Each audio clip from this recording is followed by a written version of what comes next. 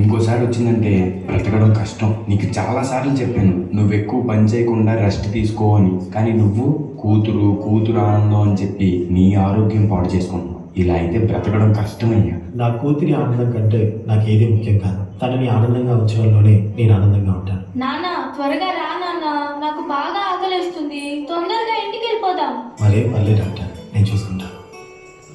నాన్న నాకు బాగా ఆకలిసినప్పుడు ఆ ఆకలి తెలియకుండా ఒక పాట పాడతారు కదా, పాడండి నాన్న.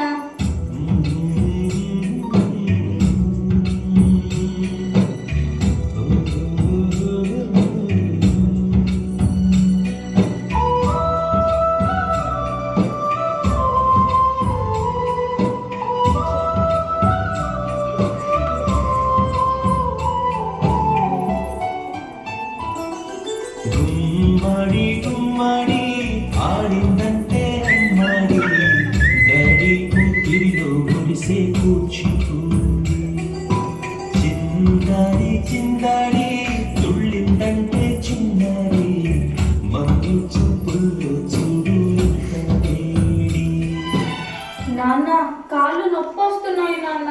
వద్దంటే వినదే పగలంతా ఆడి పాడి, ముద్దైన తినదే పరిగెత్తే పైడి లేడి, చిలకల్లే చెవిలో ఎన్నో సుగాడి, మరుకోనే పన్నెండైనా ఏం చేయాలి.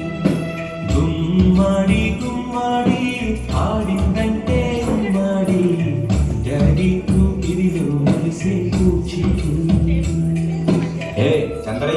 చంద్రయ్య ఎక్కడయ్యా నా అద్దె డబ్బులు? 6 నెలల నుండి అడుగుతున్నాను, ఈ రోజుకి ఇంకా ఇవ్వలేదు. ఇలా అయితే ఉండద్దయ్యా. నా ఇల్లు ఇప్పుడే ఈ క్షణమే ఖాళీ చేసి వెళ్ళిపోండి.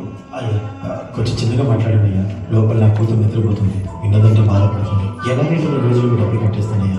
ఏంటి చిన్నగా మాట్లాడాలా? అద్దె కట్టడం చేత కాదు కానీ కూతురు ముందు పరువు కావాల్సి వచ్చిందా?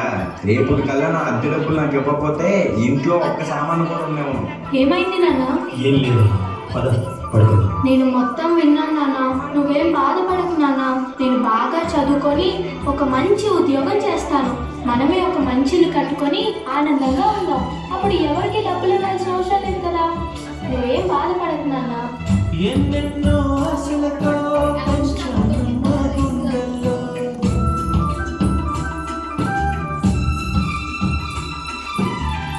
ఎన్నెన్నో ఆశలతో పెంచాను మా గుండెల్లో, నువ్వే నా కలలన్నీ పెంచాలే నీ కన్నుల్లో. నా తల్లివి నువ్వో, నీ తండ్రిని నేను, ఎవరు లాలిస్తున్నారు. ఏమైంది నాన్న? డాన్స్ చెయ్యి నాన్న. చిత్తంగా చూస్తుంటే నీ కన్నుల్లో పొంగిందే నా చూపుల్లో పడతాయి. నాన్న రేపు నాకు ఢిల్లీలో ఇంటర్వ్యూ ఉంది, అందులో కానీ నేను సెలెక్ట్ అవుతే 60,000 జీతం వస్తుంది. ఇక మన కష్టాలన్నీ తీరిపోతాయి, హ్యాపీగా బ్రతికేయచ్చు. నీ ప్రశ్నలు ఎవ్వరో బదులెవ్వరుగా. జాగ్రత్త అమ్మా, నీకోసం ఎదురు చూస్తూ ఉంటాను. త్వరగా వచ్చేవా? ఖచ్చితంగా ఆ జాబ్ని సంపాదించే వస్తా. ఏ గాలో తరుముతుంటే అయ్యడిగా, మరి నేను వెళ్ళొస్తాను నాన్న, నువ్వు జాగ్రత్తగా ఉండు. ఆ గాలో లేదు తెలియదంటే చెయ్యగా. ఈ జాబ్ నాకు చాలా అవసరం. మా నాన్న నా కోసం ఎంతో కష్టపడ్డాడు. మా నాన్నని హ్యాపీగా ఉంచాలంటే ఈ జాబ్ నాకు రావాలి. బతుకంటే బడి చదువా, అనుకుంటే అది సులువా. నా బంగారు తల్లి, నేను పని చేయట్లేదు, డబ్బులకి ఇబ్బంది పడుతున్నా అని తాను జాబ్ చేస్తా అని ఇంటర్వ్యూకి వెళ్ళింది. సర్లే, నేను ఇంకా ఎన్ని రోజులు బ్రతుకుతానో కూడా తెలియదు. తనకి జాబ్ వస్తే తనే హ్యాపీగా ఉంటుంది. నా పాపకి జాబ్ వస్తుంది, దేవుడు ఉన్నాడు, జాబ్ ఖచ్చితంగా వస్తుంది. ఖచ్చితంగా.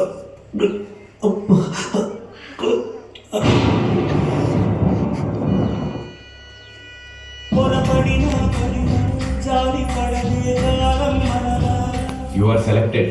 నీకు ఈ జాబ్ వచ్చింది. Thank you so much sir. నాకు జాబ్ వచ్చిందని తెలిస్తే మా నాన్న చాలా హ్యాపీగా ఫీల్ అవుతారు. ఇప్పుడే ఈ విషయం మా నాన్నకు చెప్పాలి. ఏంటి నాన్న ఫోన్ లిఫ్ట్ చేయట్లేదు. సరేలే, డైరెక్ట్గా వెళ్ళి సర్ప్రైజ్ చేద్దాం. ఆయన హ్యాపీగా ఫీల్ అవ్వడం నేను కళ్ళారా చూడాలి. ఒక నిమిషం ఆగిపోలేను వచ్చేదా